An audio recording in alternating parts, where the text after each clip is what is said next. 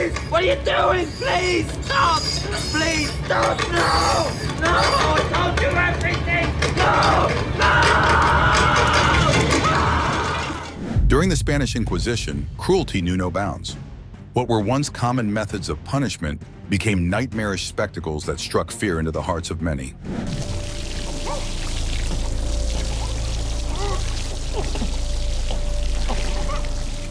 From rat-infested torture devices to agonizing punishments by water, every tool of torment was designed to break both the body and spirit. Damn you to hell!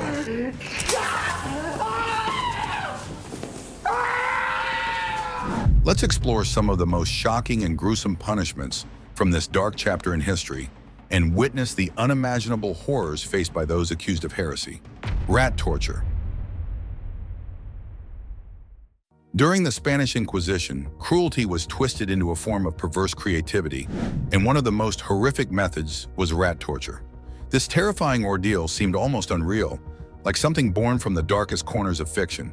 However, it was tragically real, designed to extract confessions and crush the will of even the most resilient individuals. The process was deceptively simple, yet agonizing. A starving rat was confined in a metal bucket and placed against the victim's body, often the chest, stomach, or soles of the feet. Heat was applied to the bucket, causing the panicked rat to become frantic. Driven by desperation, the animal began to gnaw its way through the victim's flesh in an attempt to escape the unbearable heat. As the rat burrowed deeper into the body, it caused horrific injuries, often mutilating muscles and organs. In some cases, the aim wasn't to kill, but to use the excruciating pain to force confessions. Survivors carried not just physical scars, but emotional trauma, haunted by the memory of this barbaric practice. But if rats couldn't break a person's resolve, the rack certainly could. Imagine being slowly torn apart, not by sharp teeth, but by an unrelenting wooden frame that turned a person's own body into a battlefield of pain. Rack. The rack was a terrifying tool of torture that left no room for mercy. At first glance, it might seem harmless, resembling a simple wooden frame. But its design served a cruel purpose, inflicting unbearable pain while dragging the victim closer to death. This device, often suspended in the air, was more an execution tool than a torture method, since survival was nearly impossible. The setup involved tying the victim's hands to an upper axle and their feet to a lower one. Slowly, these axles were turned, stretching the victim's body until their joints dislocated. The agony was excruciating, not just because of the physical torment, but the psychological dread of knowing what came next. Each twist of the rack prolonged the suffering, making death seem almost like a release. Compared to this brutal device, even being thrown off a cliff felt like a quicker, if no less harrowing fate. Yet somehow the depths of cruelty didn't stop there. In fact, the pair of anguish revealed just how inventive torture could become when the aim was to target both the body and the soul in the cruelest way imaginable. The pair of anguish. The pair of anguish wasn't a typical torture device. Instead, it was a deeply cruel act of sexual assault. Victims were restrained and subjected to unimaginable pain as a wooden or iron object was forcibly inserted into their body, causing tearing of tissues. Depending on their gender, this could happen to their genital area or mouth. The intention behind this was not only to humiliate, but also to fulfill the sadistic desires of the tormentors. Survivors carried lasting trauma, often forever scarred by the brutal violation and its impact on their ability to enjoy intimacy. And just when you think the torment can't get any worse, the Heretics Fork arrives. Not to dislocate limbs or tear flesh, but to deprive victims of something even more essential: sleep. The Heretics Fork. This form of punishment involved a deceptively simple yet cruel device, a small fork designed to immobilize the victim's head. Positioned beneath the chin, it ensured they couldn't nod off or rest without risking painful injury. Typically used against heretics or dissenters who opposed the Spanish Inquisition, this tool served as a grim reminder of their defiance. The constant inability to sleep took a heavy toll, pushing victims into a state of exhaustion and paranoia. Deprived of rest and haunted by the ever-present threat of the fork, their minds and bodies deteriorated rapidly. This method wasn't just about inflicting physical pain, but also psychological torment, breaking their spirit as they were forced to endure endless wakefulness.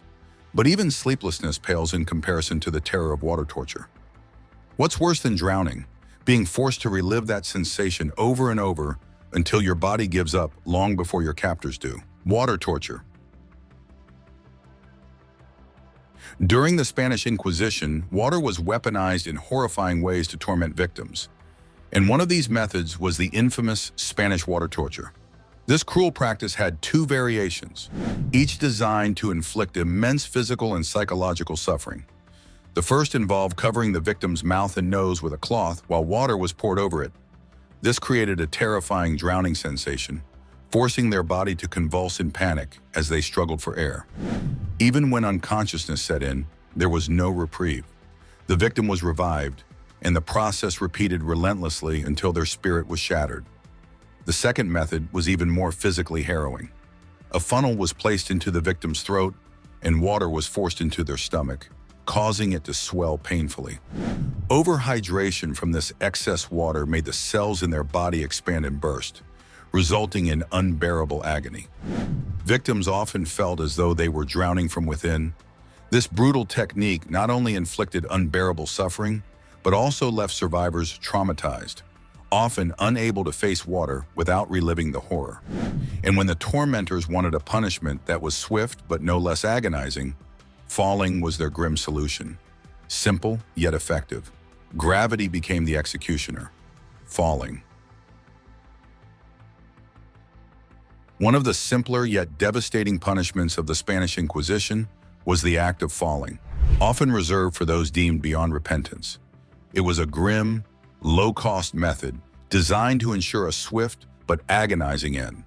The victim's hands were bound, and a heavy stone was secured to their feet. Sometimes a cloth covered their face to obscure their fate. Other times, they were forced to witness their own descent into the water.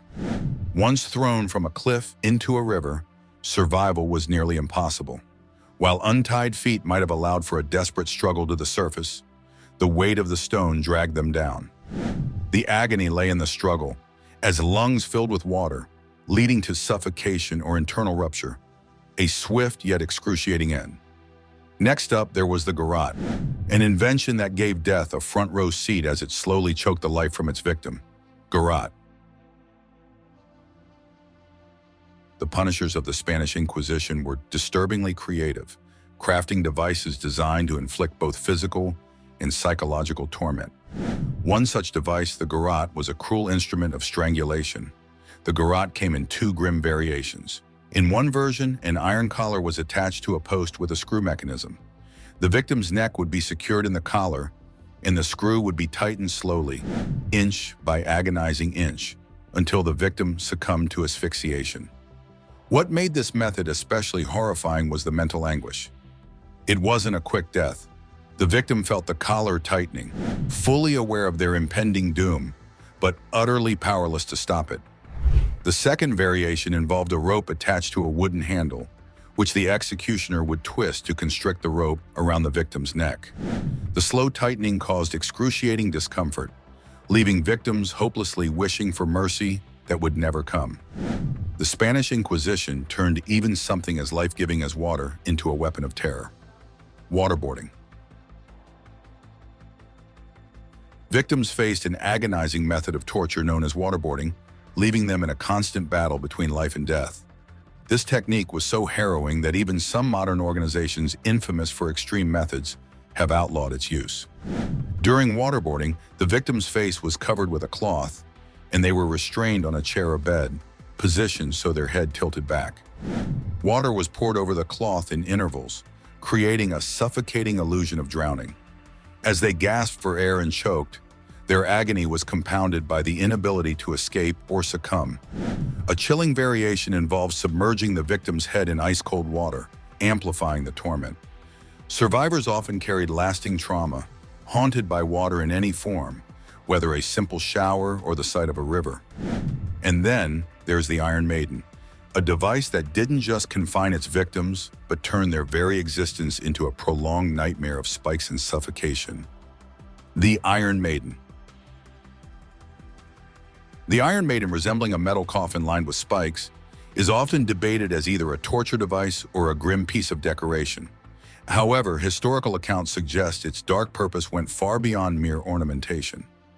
Victims were forced inside the Iron Maiden, bound tightly as the heavy door closed around them.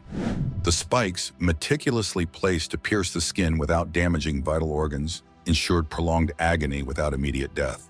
Trapped and bleeding, the victims endured unimaginable pain, their cries echoing from within as they helplessly awaited an end to their torment. The device was often employed to extract confessions, leaving survivors scarred as a reminder of their ordeal and a warning never to recant. Some argue the Iron Maiden's design was influenced by tales of the Carthaginian punishment of Marcus Atilius Regulus, who was allegedly confined in a spiked iron box. While some dismiss it as a decorative artifact, its grim reputation persists as a symbol of cruelty. If spikes weren't enough, the Strappado method took suffering to new heights, literally, leaving victims suspended in a hellish dance between life and death. Strappado. The Strappado was one of the most agonizing punishments of the Spanish Inquisition, so excruciating that many victims wished for death to escape the endless torment. This brutal method, also known as reverse hanging, wasn't just a form of execution. It was a cruel display of suffering that left both physical and psychological scars. There were 3 horrific variations of the Strappado. In the first, the victim's arms were bound behind their back and attached to a rope. The executioner then hoisted them into the air, dislocating their arms as their body weight pulled downward. Those who confessed early were left with permanent paralysis in their arms, while those who resisted often died from kidney failure within an hour due to the extreme pain. The second, known as squassation, involved dropping victims from a height, where the rope jerked them to a violent stop, tearing their limbs from their joints. The third variation involved weights tied to the victim's legs, causing severe damage to their body. Even survivors carried the lifelong scars of this unthinkable torture. But what happens when the goal isn't stretching the body, but crushing it instead? Enter the Scavengers Daughter, a device that turned the human form into its own implosion of pain. The Scavengers Daughter. Imagine being squeezed so tightly that your bones crack, your organs compress, and blood seeps from your nose, mouth, and eyes. That's the grim reality of the Scavenger's Daughter. This medieval torture device wasn't used often, but when it was, it left an unforgettable mark of horror. The contraption consisted of an iron frame designed to hold the victim's head and body. Once secured, the device was slowly tightened, forcing the 2 sections closer together. The intense compression crushed the body, causing internal bleeding, shattered bones, and unimaginable pain. Victims endured the slow agony of their bodies being crushed while spectators watched in morbid fascination. The Scavenger's Daughter didn't just inflict physical suffering, it was a psychological nightmare, leaving victims to confront the horrifying sounds of their own bodies breaking apart. And for those who thought small devices couldn't inflict big pain, the thumbscrew was there to prove them wrong, shattering bones one slow twist at a time. The thumbscrew. The primary purpose of the thumbscrew was not execution, but to extract confessions. Constructed from iron, the device involved placing a victim's hand on a table, positioning the screw on their finger. As the screw was turned gradually, it applied pressure to break the victim's fingers, inflicting pain that would often force a confession. Unlike methods intended to kill, the thumbscrew was designed to intimidate and torment, creating just enough agony to break the prisoner's will. Much like other forms of punishment, it aimed to shatter the spirit, compelling individuals to admit to crimes, whether guilty or innocent. It was a tool of psychological manipulation, more than a mere instrument of physical torture. But even the smallest drop of water could become a weapon in the hands of the Inquisition. Water dripping didn't just wear away at the body, it eroded the mind, one agonizing second at a time. Water dripping. The Spanish Inquisition's creativity with torture reached new extremes with water dripping, a technique that was as mentally agonizing as it was physically painful. Victims would have hot oil or water drip slowly onto their heads, heightening their fear as they never knew when the next drop would fall. This constant uncertainty kept them in a state of distress, unable to escape, making it not only a form of physical torture, but a mental torment as well. And when pain wasn't enough, sleep deprivation in the stocks turned time itself into a punishment, leaving victims battling their own body's desperate need for rest. Stocks. When extreme devices weren't in use, the Spanish Inquisitors relied on sleep deprivation to break their victims. While a person might survive without food for days, being deprived of sleep for too long can push the mind to the brink, causing paranoia and even psychosis. The Inquisitors used stocks to keep victims upright, forcing them to remain awake by preventing them from resting, making the torture both physically exhausting and mentally overwhelming. But for sheer physical agony, few devices could compare to the Spanish donkey, a cruel combination of sharp edges and unbearable weight designed to break the strongest wills. The Spanish donkey. The Spanish donkey was a brutal method of punishment that involved a triangular wooden frame, with the sharp end facing upwards. The victim was forced to straddle it while heavy weights were placed on their legs, making any movement agonizing. The primary goal wasn't necessarily to extract confessions, but to punish those who defied authority. While it originated in Spain, it was later used by American soldiers during the Civil War, where Confederate prisoners endured the excruciating pain for extended periods, often collapsing or losing their ability to walk due to the prolonged suffering. And if you thought the Spanish donkey was bad, Scafism is a whole new level of torment, turning victims into living feasts for insects while the sun baked their exposed skin. Scafism. Scafism is one of the most grotesque punishments used during the Spanish Inquisition. In this horrific method, victims were essentially turned into food for insects. The person was confined inside a hollow tree trunk, unable to escape, and force-fed a mixture of milk and honey. At first it might seem harmless, but this led to diarrhea, which pooled inside the trunk. The milk and honey attracted swarms of insects that fed on the victim's body. Over time, the victim would die from dehydration, insect bites, and the unbearable exposure to heat. It was a painfully slow and repulsive death. Even more gruesome was the punishment of boiling, an excruciatingly slow process where pain wasn't just inevitable, but utterly inescapable. Boiling. Boiling was a horrific method of execution used by several European leaders, not just during the Spanish Inquisition. The process was slow, and even if halted midway, survival was nearly impossible due to the lack of medical care at the time. A large pot of water would be heated until it reached a violent boil. The victim was then placed inside the pot, left to suffer as their skin and flesh burned away. If the executioner decided to stop the process, the victim would still not survive due to the immense pain and damage caused.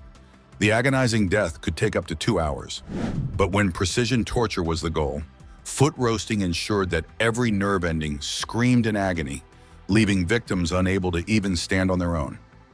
Foot roasting. The Spanish Inquisition had numerous brutal methods involving heat, and foot roasting was one of the most agonizing. The victim's feet would be bound, and a scorching surface would be pressed against the soles. As the heat seared their skin, the victim would experience excruciating pain as it bubbled and burned away. This torture was designed to extract confessions, but its aftermath was just as horrific. The victim would be left with permanently damaged feet, often unable to walk due to the severe burns on their soles. Some methods weren't just about pain, they were about permanence. Next up, the branding iron left scars that told stories of pain and humiliation long after the agony subsided. The branding iron. The branding iron was another horrifying method of using heat for torture. A heated iron would be pressed against the victim's chest, abdomen, or back, leaving permanent scars and inflicting unbearable pain. This punishment wasn't limited to Spain. It was also used globally, particularly in colonized regions. Colonial rulers used branding irons to mark enslaved people. While the pain eventually faded, the humiliation lasted a lifetime. Though still used today, its application has changed significantly since the time of the Spanish Inquisition. But when suffering was meant to be public, another punishment turned the human body into a grotesque spectacle. leaving nothing but ash and horror behind. Gridiron. A cruel method of torture during the Spanish Inquisition was the gridiron. In this procedure, the victim was placed on an iron grate, which was then positioned over hot coals or flames. To intensify the agony, some were coated with oil, ensuring that every inch of their body suffered. The pain was unbearable, and often after the torment, the victim's body was left as food for animals. This gruesome technique left lasting physical and emotional scars. And for those who dared to challenge the Inquisition's authority, drawing and quartering ensured their defiance ended in a display so brutal, it left even witnesses shaken. Drawing and quartering. One of the most horrific punishments during the Spanish Inquisition was drawing and quartering, a technique designed to devastate both the victim and the onlookers. In this brutal method, a person would be either hanged or beheaded before being tied to 4 horses or a gallows. Each limb was attached to a separate horse, and as the animals were urged to run, they would tear the victim apart. While intended for traitors, the extreme cruelty of this punishment led to its eventual abolition, as public sentiment could no longer support it. Finally, there's the iron spider, a device so cruel it was used primarily against women, turning their very bodies into the focus of unimaginable torment. The iron spider. The iron spider, a horrific device used during the Spanish Inquisition, was designed specifically to torture women, often without any proof of their crimes. Known as the breast ripper, it was made of iron and featured sharp claws that would be clamped onto a woman's breasts. The claws were then pulled away violently, tearing the breasts off before she was killed. This brutal device was used on Christian martyrs like Agatha of Sicily and Saint Barbara. The truth of the Spanish Inquisition.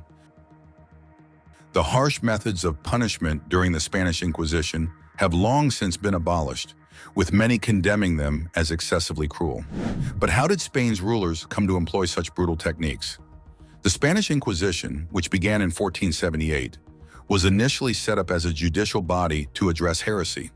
However, its true aim was to strengthen the power of the newly unified Spanish monarchy, resorting to extreme measures to achieve this goal.